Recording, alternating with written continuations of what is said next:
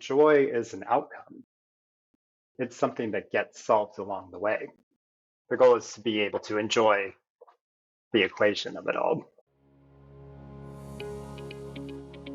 The idea of microdosing joy is take a little at a time. We start to trust the process of joy slowly and one bite at a time. I love that. Joy is often hiding in the unknown, the uncertain, and it becomes this unexpected reality or surprise. You're listening to Solving for Joy. I'm your host, Dr. Chrissie and Corey. Hello, and welcome to this episode of the Solving for Joy podcast. I'm so excited to be here with my dear friend, Corey Thompson. Corey is a therapist whose practice is focused on issues of intimacy, sexual health, and well-being. He's a parent, a performing artist, and my dear friend since about 2005. Which is amazing because he's only 27 years old still. And will be for a very long time. Welcome, Corey. I love you. I'm so glad you're here. It's such a pleasure to be here, and I'm so excited to spend some time with you today and see what happens. Yes. So I know that you weren't always a therapist. Correct. And I would love to learn and share with our listeners, what has the journey been like for you, and what did it have to do with solving for joy as you decided to make that turn in your professional life and then into specializing in intimacy and sex therapy? Absolutely. I think that's a great window into joy, because for a very long time in my career, I did a lot of different things, but most prominently, I worked in property management, and there came a point where that was not joyous. And that also intersected with a time in my life when I was getting ready to we were getting ready to adopt a child and bring a child into our world. So when that started to become a reality, I really began to take some inventory and some stock about where life was, where we were going, how it was all going to work out. Having a partner that was very busy and had a very demanding job, and also having a career myself, meant that this new addition was going to be very difficult and very trying. So it made me consider my career options and what I was doing. And initially, I thought I should go be a school counselor, because then I would be able to have the same schedule as anybody who came and lived in our world. And that was initially what opened that door for me. And I think what happened was something unexpected. I actually found a program that definitely called to my values and my personality and what I really think I truly wanted to do, but didn't know I wanted to do. And it really intersected very nicely to also welcoming a small child into our world and not letting that all drive us too crazy, because it was still a lot to go through. So that's kind of a little bit of a little window for you. Like, how did I go from this world to this world so quickly? Was I just pointed the sail a little bit to say, maybe this would be a good idea.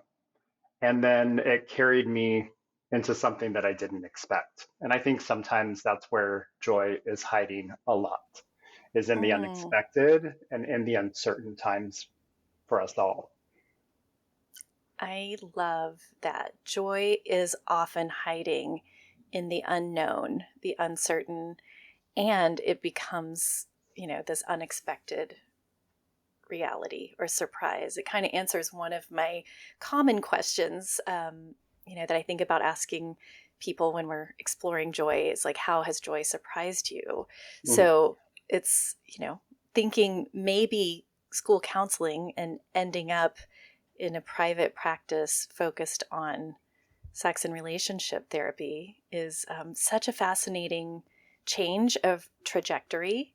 Hmm. And we often talk about the importance of pausing to take stock of where we're headed, deciding again, using our values as our compass and our sense of, purpose and mission as our compass. And I am especially delighted that you used a sailing analogy, because I think you're like, oh, I'm not on the course that I think I want to be in the future. Let me adjust my sails and drift back the way I want to find myself. Yeah, I think it's so important. I think so many people spend a lot of time thinking about where we want to get to. What are Mhm. our goals? What do we want to, like, even as a therapist now for 10 years, doing many different kinds of work, what do I want? What are my goals? What do I hope to get out of this? All of those kinds of things. But Mhm. again, those are in the distance. Those are very far away. And Yeah, sometimes I think it's good to know where we're headed, but we got to make room for a lot of other possibilities that could occur along the way. absolutely. It reminds me of wayfinding, right? Hmm. Like we use the horizon because that's where we're headed. So there has to be something on the horizon, or at least something we're imagining beyond where we can see. Hmm. But we also need the stars or our GPS system Absolutely. to inform us of where we are. And we keep checking. Yeah, because we can't get anywhere if we can't also look at where we've been, right? What has already occurred? What have we already been through? Where have we already had some level of change or experience, or so many things happen. And if we're only pointed at the horizon, we're never going to get there because it's going Hmm. to keep moving on you, right? Yes. Yes. The horizon alone is not a reliable navigating tool by itself. Yeah. Such a good thought. I love that. There's so many good ways to go with you, Corey. Your rich tapestry of experience. I mean, one of the things that comes to mind is that you happen to be married to a physician, which is part of how we became connected. So Hmm. during my residency, which was in Houston, Texas, um, Corey's husband, Michael, was also in residency at the program basically across the street. But we met because a friend of yours was also a friend of my wife's, and and we like met through Brendy Cones and became fast Hmm. friends. And we were like, we're definitely staying connected forever. Most definitely. Yes, there was a interesting way the universe also brought two people who are going through such a similar experience, and then two people who are going through the other side of that very interesting experience into each Yes, other's circles. And a very affected other side yes, of the yes, experience. exactly. For both directions, two-way street there, right? Like what you and Michael were going through, and what Sue and I were going through as partners to that and support systems, and also having our own lives and careers and goals and all of those things happening. Yeah, we've been through many iterations together. Yes, indeed. And Yeah, many more to come, I would say. cheers to that. Absolutely. How do you think your idea of joy has changed over time, given those iterations? That's a great question. That I think that for me, one of the things that has not changed is recognizing that joy itself is always changing, right? I think that at a different time in my life that I would have thought that joy was in the joyous moments. It's in the happy times. It's in the exhale and the release of being able to be present and grounded and fully enjoy so many things that are happening in our lives at any given time. Um, I think what I've learned over the years about joy is that Joy is always being solved for. I think that it's not a linear math equation. 1 plus 1 does not equal 2 here. I Mm. think that we're really we're really always solving for joy, and that joy is often actually being able to be connected to the hard parts of the story. If we don't get through the hard thing, how joyous can we be, right? If we don't see the darkness, then how bright is the light, right? I think that's changed for me, because I think at one point in life I would be very optimistic and very excited and very like just be able to see that side of it. And I think, especially as a therapist, what I've learned and what I've seen happen for so many people is that the joy is an outcome. It's not something that we solve for necessarily. It's something that gets solved along the way. The goal isn't to solve it. The goal is to be able to enjoy the equation of it all. Mm. I think part of what I heard was from an earlier standpoint, a younger perspective, perhaps, maybe you understood joy as all upside Mm-hmm. experiences.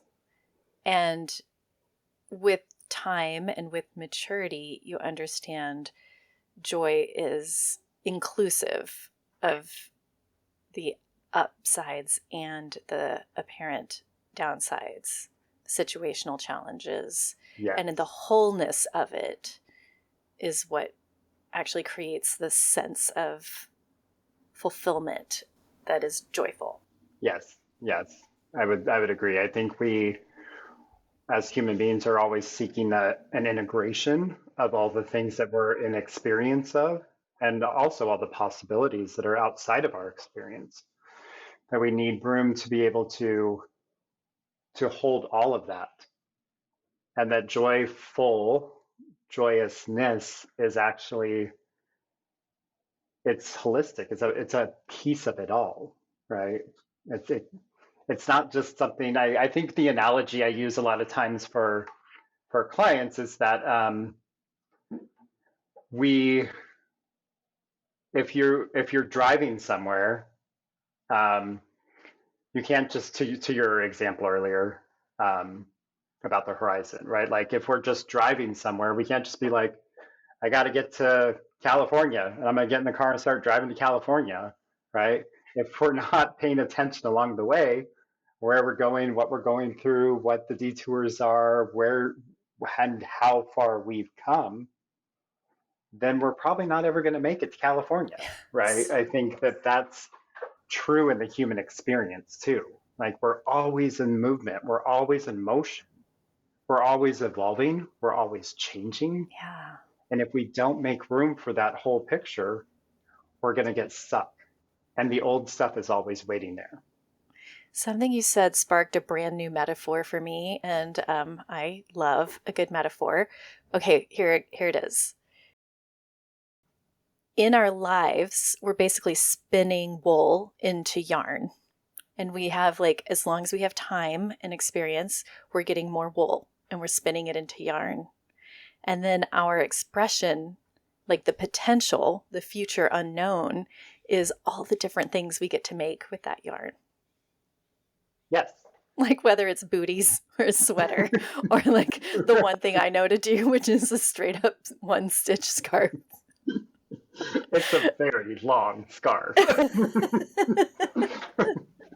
It just keeps going. It just keeps going. Wrap it around and around. Mm-hmm. That's a fun, playful metaphor for my brain. I like that metaphor, and I like it because it also points at the other side, which is what happens when we are not getting more yarn, right? Like when we're not getting enough experience, but also when we're hopeless, when it's hard, when we're grieving, when we're lost, when all those other things that happen in life. Right. And there is no thread to give. We still need hope. Right. We're still getting more yarn, but we're not actually able to do a lot of producing during that time. Exactly.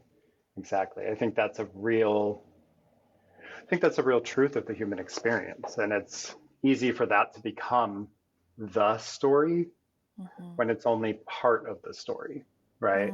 I think we need the room to see how one thing holds space for the other. And if we don't, we're lost. Yeah. I am definitely going to come back to that analogy.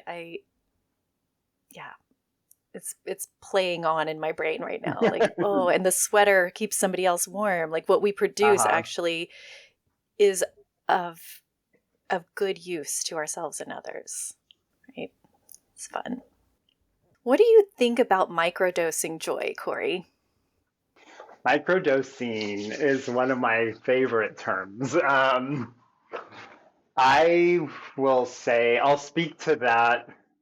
I'll speak to that as a therapist because I talk about it a lot with clients, and I think that will also give you a little window into my own world and how I see that.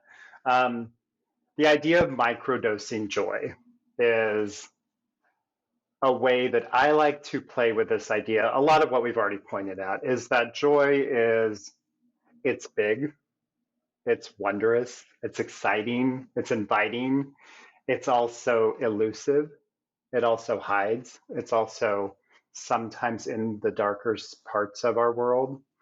And so to really encompass the experience of joy, we need the room to break it down and let it affect and take it in, right? We need the room to microdose it.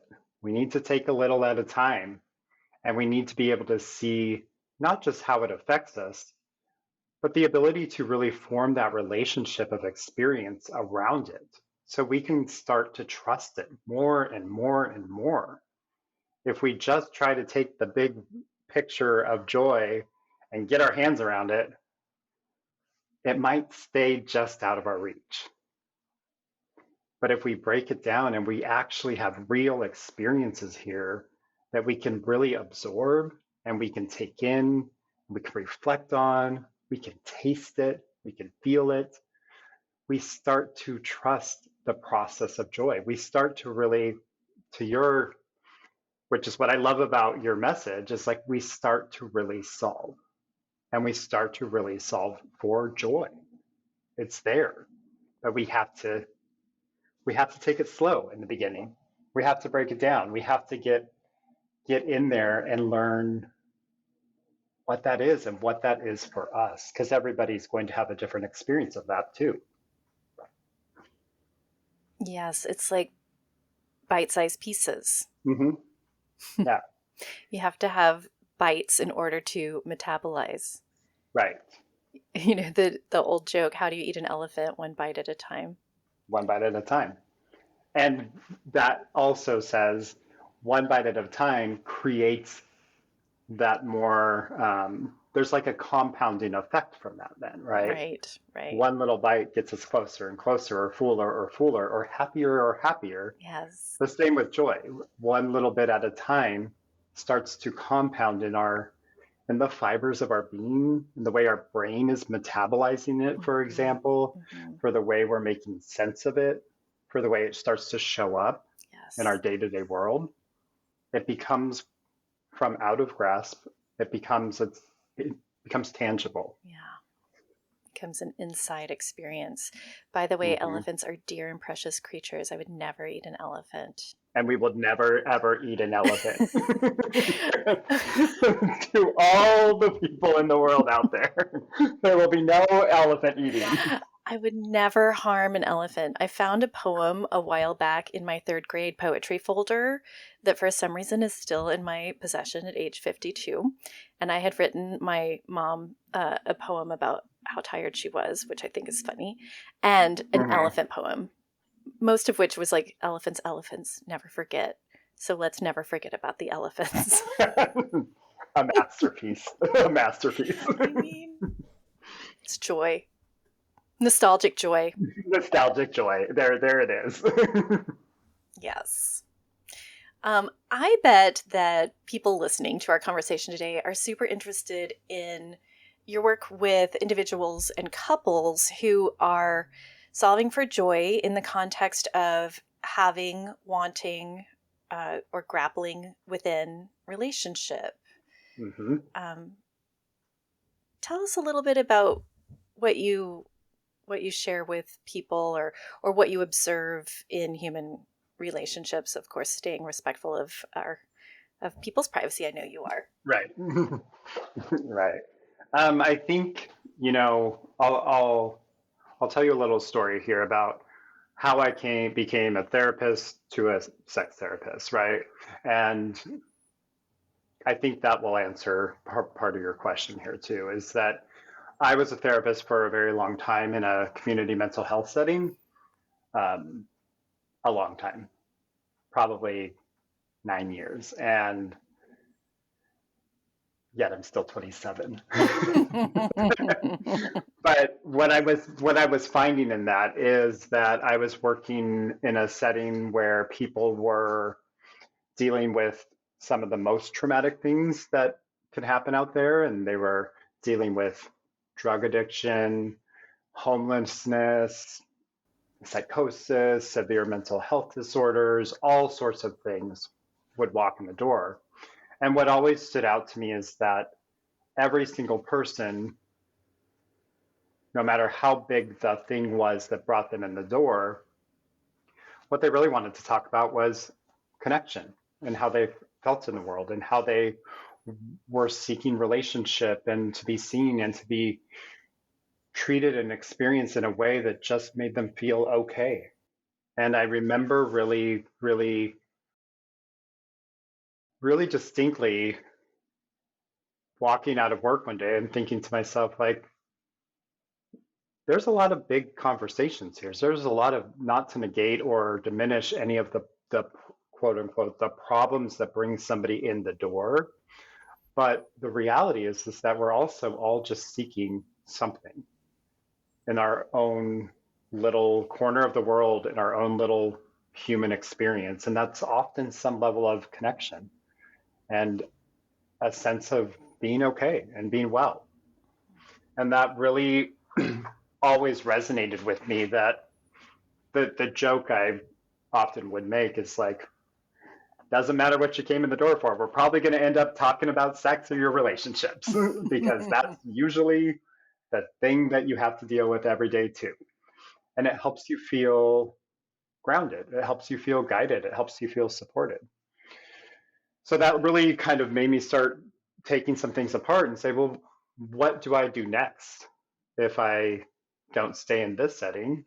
And so sex therapy seemed like a really, again, the universe knocked and said, hey, what about this? And I pointed my sail and said, how about that? And went and did some training and went through a program. And then that led me into this world that I am in now, which is private practice, working with individuals, working with couples, working with polycules, all sorts of different relationship structures. And I think what I see people still seeking is not just the problem. We fight. We don't desire each other anymore. We have performance issues in the bedroom. We have a discrepancy in our desire between the two of us. We want to fix that. We want to talk about that. We want to talk about how we feel about that. Porn, addictive behaviors, compulsive behaviors, all those things that bring us in the front door. I think what I see a lot of still is that people are seeking a deeper understanding of themselves in response to another person or another group of people. And also, if we really started to break that down and microdose that, where do we actually have some control that might actually impact our big want, right? I always like to think about it that people will come in often to work on a lack of desire, very common problem, right? Or challenge in a relationship, because it happens. It's a normal part of the human experience. And when we get there, we spend a lot of time talking about how we communicate, how we connect, how we understand each other. And if we really started to see the trajectory, we see that the more connected we are, the better we communicate, the more we understand each other, the better connected we are, the more curious we are, the more we want to know, the more we want to engage because we feel seen, we feel heard, we feel understood, we found new ways to talk about it. And then we start to also feel something that we haven't felt for a while, which is we feel the natural want to be a part of our partner's world, to be curious about it, to talk about it. We start to feel attracted. We start to feel desire. And it's not about just jumping into bed and saying, what's going on there? That's important. We're going to get there. But we really need to be able to also start with what got us there to begin with. And I think that's universal, whether it's an individual, whether it's a couple, Yeah. whether it's a group of people. Everybody's kind of looking to see, why is this not working anymore? And why do I get stuck? And how do we talk about it? And how do we talk about it? What are our communication skills about it? How do we communicate in service of connection? Exactly. Exactly. So you had, an experience of people with really serious mental health disorders. You found the common thread was about connection. And, as a side note, we know that connection mitigates trauma. Mm-hmm. And we're all walking around wounded. Absolutely. And connection is the most universal balm for that. And my addition for that is that presence is a prerequisite to connection. Mm-hmm. And we can augment our skills of presence in order to be more effective connectors. I follow and am, one of my teachers is James Olivia Hillman. And she often says, more you is better, which is an invitation to presence, right? To aware presence, to increasingly conscious presence, to presence on purpose, so that the way that we are being with those that we relate to is more honest in some ways, more full. I think that when we are here fully, we can't help but experience. It just really changes the odds of us having a experience of joy. Yes, I'd agree with that. 100%. I Yeah. think I would also offer that I think there's also, what is it in presence that is so difficult to be able to connect to, right? Is there, like to your point, our stories, right? Like our experiences, the patterns we've learned to not just survive, but thrive in. But many of those are also a way to not be present. And if we want to be present, we have to overcome our own experience. Otherwise, presence is also elusive. I wonder if you can say that one more time, because that went so deep. So, to presence ourselves, we need to overcome certain parts of our experience. Is that? I don't think it's so much. Let me say that again, because it's not so much, now that you say that back, it's not so much to overcome. I think it's to honor. Integrate, It's perhaps. to integrate, right? That, again, I really love this idea of, I say it all the time, right? Like, we have to be present, we have to be grounded, we have to be here, right now, and know what we're in response to, and know how we're what we're doing with that. But we can't negate all the other parts of the story, right?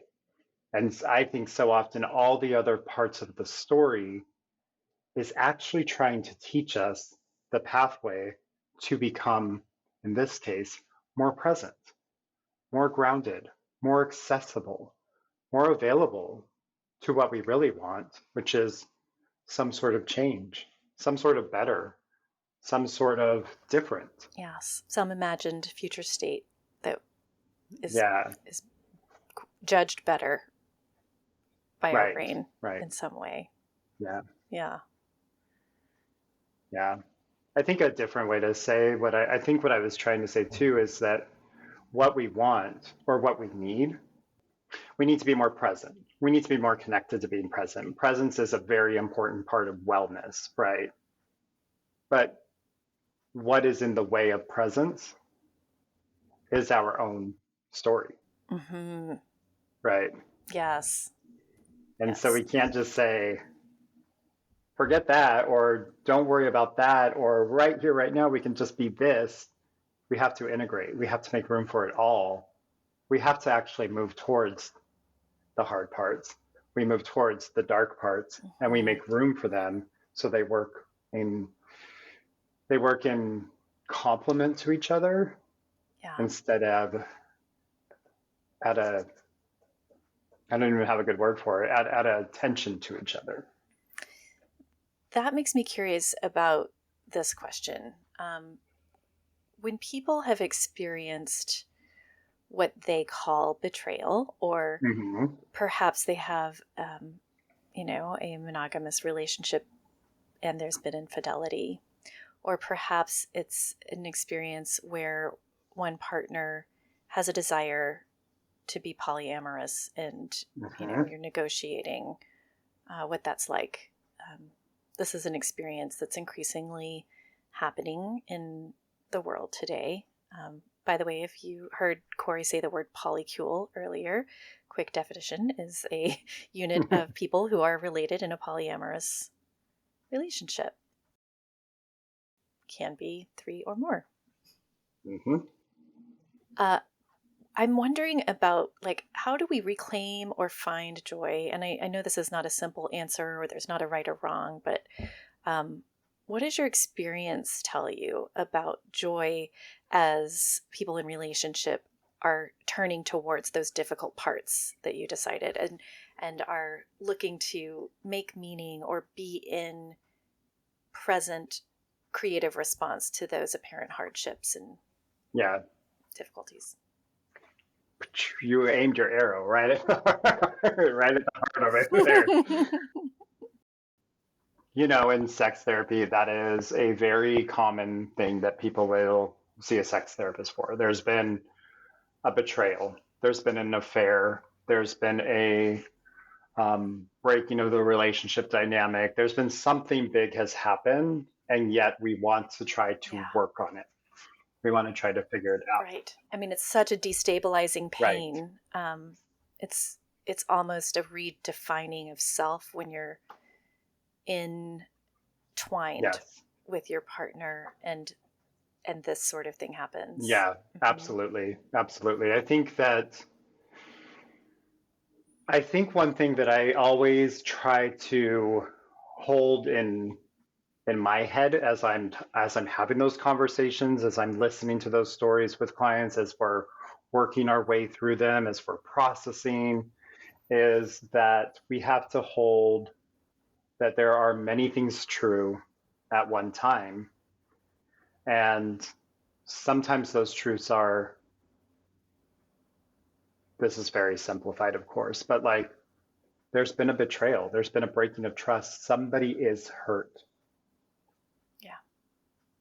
And in a way, it's also a trauma to the relationship. It's a trauma to the individuals. And it's also a trauma to that connects to any other of the parts of our story, right? That are important.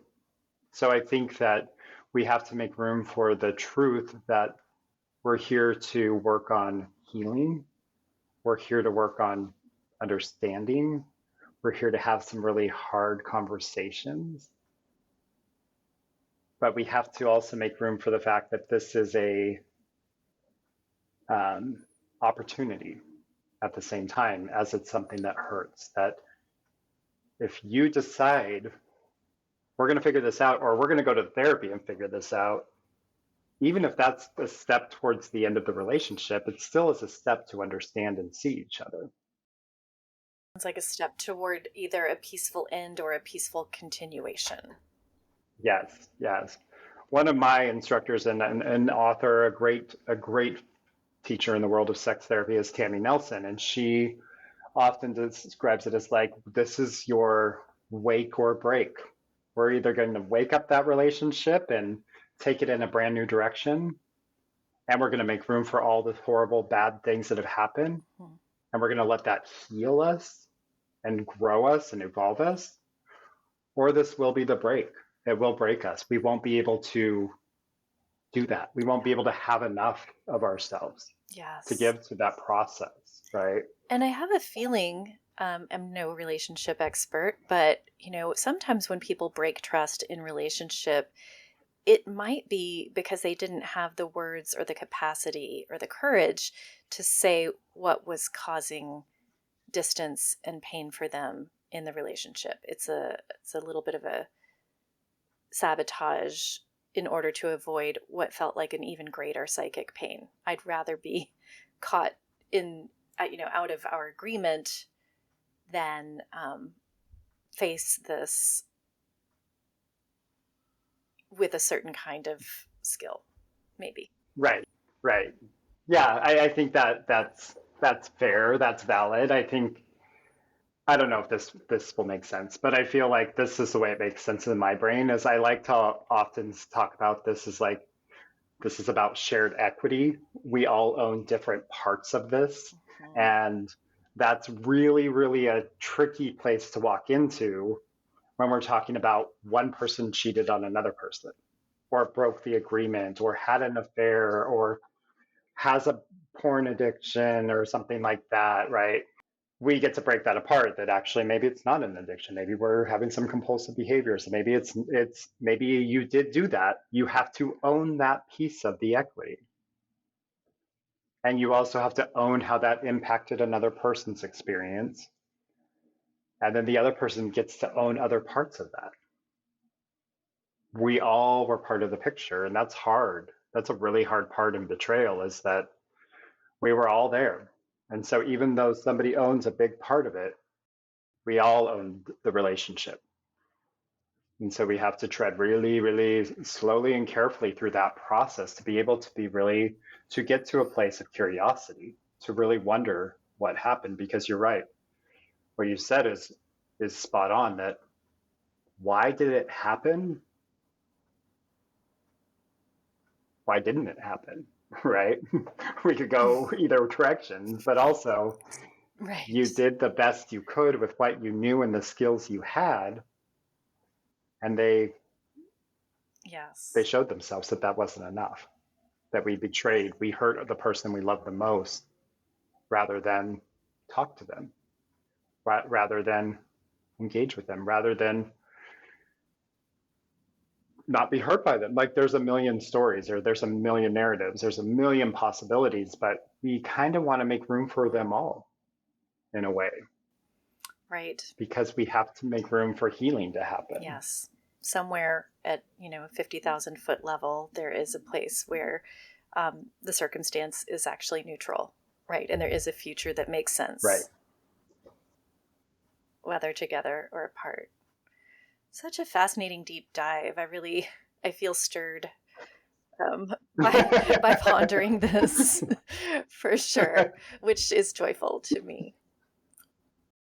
I wonder what are small micro dosing bits of advice or action that you would commend to people who are feeling a bit disconnected from joy in relationship right now? What's a good closing thought that might be a parting piece of wisdom for our listeners?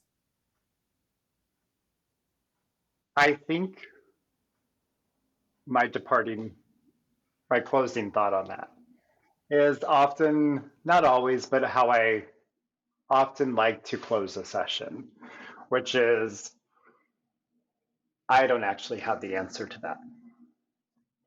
I don't. I have that answer for myself. I have that answer for probably the people in my world. I could probably take a guess, but you have the answers that you are seeking more times than not. Now, the way I like to offer access to that is I think it's really important to check in with yourself every day and slow down, stop the world in any way that works for you, and be able to say, where am I at right here, right now? What do I not love that I want a little bit less of? And what's really working that I need a little bit more of? Because then we have access to intention and setting the sail in the direction that we want to keep moving every day. Because joy is a process. It's a big horizon out there, way off in the distance, but it's also happening right here, right now. And we cannot lose sight of that. We have to give ourselves permission and grace and access to do that every day. Joy is on board and full steam ahead. Absolutely. and the anchor pulling you behind. It's all the things. I love it so much, Corey. What a delightful gift this conversation has been. For folks who would like to know where to find more about you, would you share a little bit about where they could find your website and how to request consultation, etc.? Yeah, absolutely. So I am very, very fortunate. I am in the Seattle area. I see clients via telehealth primarily. Anywhere in Washington State, I work for a fantastic group practice called Clarity Counseling Seattle. We have 9 therapists, and we are a very dynamic and very special team that I am very fortunate to work with. And yeah, I would say you could look us up there. You would find me, but you'd also find a bunch of other fantastic therapists who all work in relationships and intimacy and sex therapy and all of those things. So that's where we're at. I love it. Well, I hope that you will come back for more Solving for Joy some point in the future, Corey. This has been so wonderful. Thank you for being here. Absolutely. It's been a pleasure, and I always am happy to see you and engage with you. Yay. All right, everybody, that's our episode for today. Take care of yourselves and each other and keep solving for joy. Thank you so much for joining us today with Corey Thompson and this fantastic conversation. Please join us next time where we will have our very first Solving for Joy roundtable. All of the guests from the last 4 episodes are going to join me in conversation on how we can take exquisite care of ourselves during the final month of election season in the United States. I can't wait to see where this conversation takes us. No, it is not turning into a political podcast, and I can't wait to see you there. Just a quick reminder that because we are always looking for ways to make what we do accessible and impactful to more people, we just imagined a new offering called 30 Days of Creative Wisdom.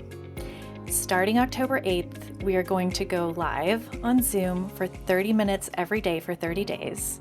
And each of the coaches in the JoyPoint Solutions coaching team are going to offer insights, tools, and teachings during that 30 minutes every day. Yes, there will be playbacks. Of course, no one's going to be available every day at noon. And it's only $30. It is $30 for 30 days of creative wisdom. I cannot wait to see where this takes us, how many beautiful conversations and connections we get to make. There will be a link in the show notes if that excites you. Please come and join us. If you are interested in knowing how to work with JoyPoint Solutions or any of the coaches, please go to joypointsolutions.com for more information, and know that we have both live and asynchronous versions of our signature course 12 by 12 to go. That's joypointsolutions.com. I want to take a moment to acknowledge my incredible team. Our music today is by Dennis Kishcook, cover photography by the talented Shelby Bracken. This podcast is produced by the amazing Kelsey Vaughn. Post-production and more are handled by Alyssa Wilkes and my executive assistant, Rachel Osborne. A special shout out to my steadfast friend and director of operations, Denise Crane, and to the one and only loyal champion #1 fan, Suzanne Sanchez. Thanks again for tuning in. May we continue caring for ourselves and others, and may we continue solving for joy.